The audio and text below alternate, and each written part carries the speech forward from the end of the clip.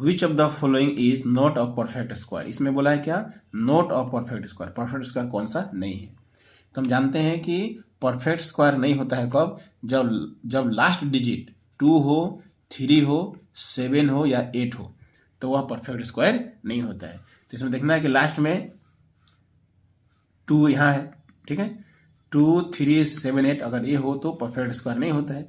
तो लास्ट में यहाँ 2 है, इसका मतलब यह परफेक्ट स्क्वायर नहीं होगा। Option B is the right answer.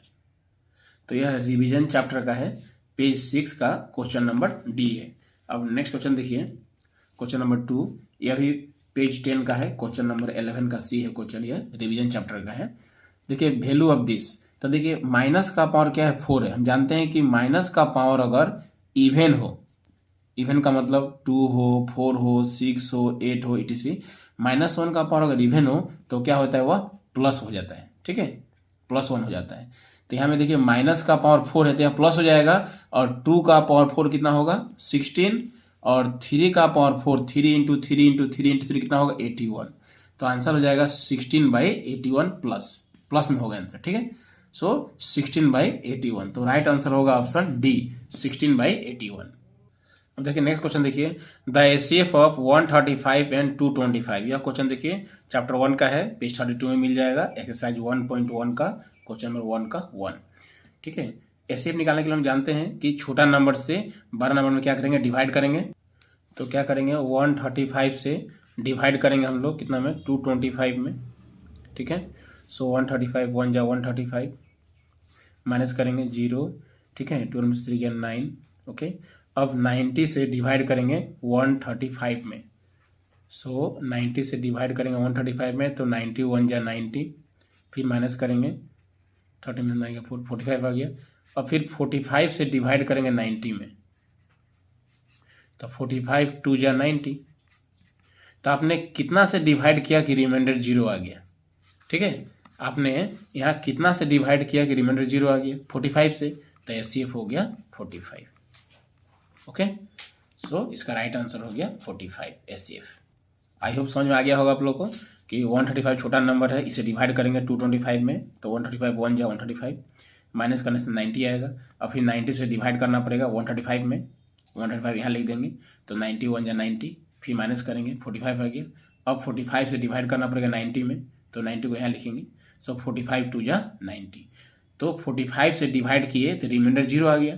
तो ध्यान देना कि कितना से डिवाइड किए आप कि रिमाइंडर 0 आया, तो 45 से डिवाइड किए हम लोग तो ही रिमाइंडर 0 आया, तो 45 हो गया आपका एचसीएफ। अब देखिए नेक्स्ट क्वेश्चन देखिए, यह क्वेश्चन चैप्टर 1 का है, एक्सरसाइज 1.2 का क्वेश्चन नंबर 8 का 2 नंबर है, ठीक है। A bell ring at every 18 second and another bell rings at every 60 second.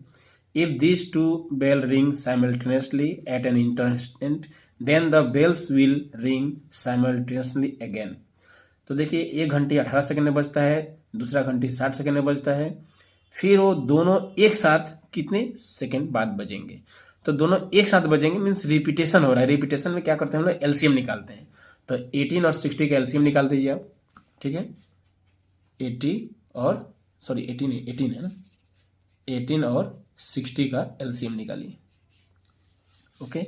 सो 2 9 जा 18, 2 3 जा 6, फिर 3 से 3 3 जा 9, 3 10 जा, तो एलसीएम हो जाएगा आपका 2 इंटू 3 इंटू 3 इंटू 10।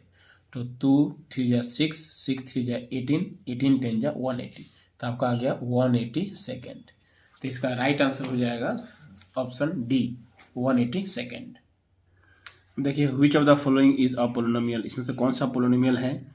देखिए तो option B is the right answer. यह पोलिनोमियल है बिकॉज x का पावर 2 होल नंबर है, x का पावर 1 होल नंबर है। बाकी यह पोलिनोमियल नहीं है क्योंकि डिवाइड में है, x² + 2x + 19 ये भी डिवाइड में है, और ये x का पावर रूट में है, तो यह तीनों पोलिनोमियल नहीं है। अब देखिए नेक्स्ट आपका 2 इक्वेशन दिया हुआ है, बताना है कि कौन सा कंसिस्टेंट है कौन सा इनकंसिस्टेंट है। तो अगर सोल्यूशन निकला तो हम लोग बोलेंगे कंसिस्टेंट, अगर नो सोल्यूशन आया तो इनकंसिस्टेंट, ठीक है। तो चलिए देखते हैं जो इक्वेशन 1 में है क्या है वो।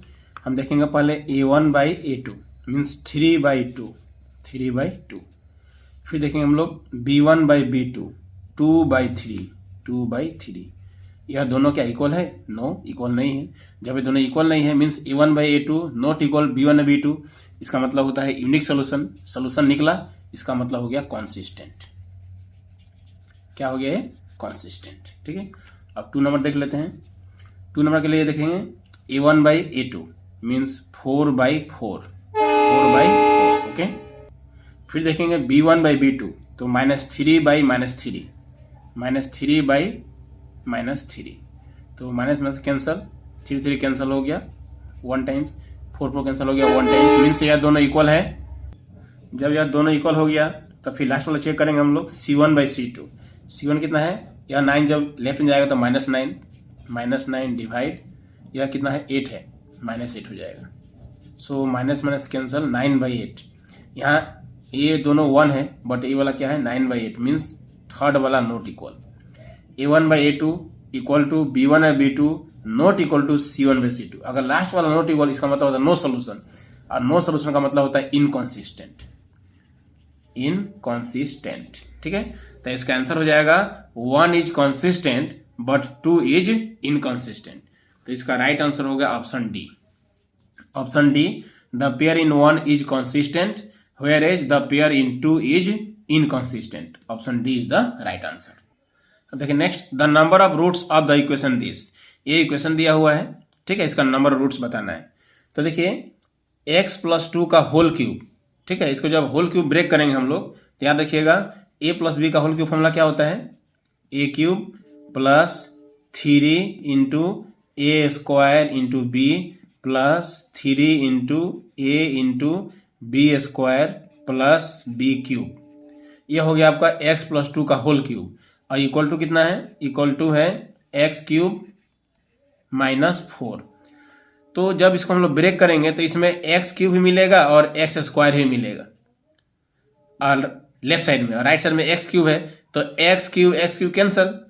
जब x³ कैंसल हो गया लेकिन x का स्क्वायर तो बचा, मीन्स हाईएस्ट पावर 2 बचा। इसका मतलब क्या हो गया? यह क्वाड्रेटिक इक्वेशन हुआ। तो यह क्वाड्रेटिक इक्वेशन हुआ मीन्स x का पावर 2 है, इसलिए क्या होगा? नंबर ऑफ रूट्स कितना होगा? 2। सो नंबर ऑफ रूट्स कितना होगा? Option C 2। ओके, अब next, first term is 4, common difference is -3, then fifth term means A5 निकालना है। तो A5 निकालना है तो क्या होगा फॉर्मूला? A + 5 - 1 × D। ठीक है, A + 5 - 1 × D। तो A का वैल्यू दिया है 4 और 5 - 1 हो गया 4, और D का वैल्यू कितना दिया है? -3। तो यहाँ हो गया 4 + -4 3 जा 12। तो 12 से 4 गया तो 8, तो -8। 12 से 4 गया क्या? 8, और 12 बड़ा है माइनस तो माइनस, तो आंसर हो गया ऑप्शन A -8। अब देखिए नेक्स्ट क्वेश्चन, देखिए D and E are points on the side AB and AC of triangle ABC। Means ABC एक ट्रायंगल है, ठीक है, ABC एक ट्रायंगल है, इसमें DE पैरेलल BC, या क्या हो गया आपका? DE पैरेलल टू BC है, ठीक है, और बाकी वैल्यू दिया हुआ है, आपको AD का वैल्यू निकालना है। तो देखिए हम लोग एक थ्योरम पढ़े हैं कि DE पैरेलल BC, अगर DE पैरेलल BC है तो BPT means basic proportionality theorem या थेल्स थ्योरम क्या होता है? AD/DB इक्वल टू होता है AE/AC, ठीक है। अब सबका वैल्यू दिया हुआ पुट कर दीजिए। अब देखिए AD का वैल्यू तो निकालना है, डिवाइड DB का वैल्यू कितना दिया है? तो क्वेश्चन में DB दिया है 7.2 इक्वल टू AE कितना दिया है? AE दिया है 1.8, और EC कितना दिया है? EC दिया है 5.4। ओके, सो AD डिवाइड हो गया आपका 7.2 इक्वल टू, यहाँ देखिए ऊपर 18 है, नीचे 54 है, मीन्स ऊपर में पॉइंट हटाएंगे हम तो नीचे 10 आएगा, नीचे का पॉइंट हटाएंगे तो ऊपर में 10 आएगा, और 10 क्या हो गया? कैंसिल हो गया, ठीक है। और 18 1 जा 18, 18 3 जा 54, ये भी कैंसिल हो गया। Okay, so AD/7.2 equal to 1/3। अब क्रॉस मल्टीप्लाई करेंगे हम लोग तो 3 × AD, 3AD इक्वल टू 7.2 × 1, 7.2, तो AD इक्वल टू हो गया आपका 7.2, और 3 आकर डिवाइड हो जाएगा, अब 7.2 को 3 से डिवाइड करेंगे हम लोग, तो 3 2 जा 6, 3 4 जा 12, 2.4। सो ए बी का वैल्यू कितना हो गया 2.4। So 2.4 centimetre is the right answer. Okay, so option C 2.4 centimetre is the right answer. अब देखिए नेक्स्ट क्वेश्चन देखिए, the distance between A B and minus A minus B is, इन दोनों के बीच का डिस्टेंस फॉर्मूला यूज करके distance find करना है। तो देखिए डिस्टेंस फॉर्मूला होता है √x2 माइनस x1 का होल स्क्वायर। x2 कितना है माइनस है, x2 माइनस x1 कितना है a, तो x2 माइनस x1 का whole square plus y2 minus y1 का whole square. y2 minus b है, y2 फिर माइनस y1 कितना है b है, उसका होल स्क्वायर। ठीक है, सो √ माइनस ए माइनस 2a उसका square, minus B minus 2b उसका square, sorry minus B minus 2b का स्क्वायर। ठीक है, उसके बाद देखिए √ माइनस का स्क्वायर करने से प्लस हो जाएगा, 2 का स्क्वायर 4 a स्क्वायर, 2 का स्क्वायर 4 b स्क्वायर। ठीक है, माइनस का स्क्वायर करने से प्लस हो गया। अब इन दोनों में क्या है 4 कॉमन, तो a square plus b square, और जो 4 है रूट से बाहर आ जाएगा, 4 क्या बन जाएगा 2 बन जाएगा, तो 2 रूट के बाहर आ गया और ए और रूट के अंदर हो गया a square plus b square. So right answer हो गया option A, 2 √a square plus b square is the right answer. Okay.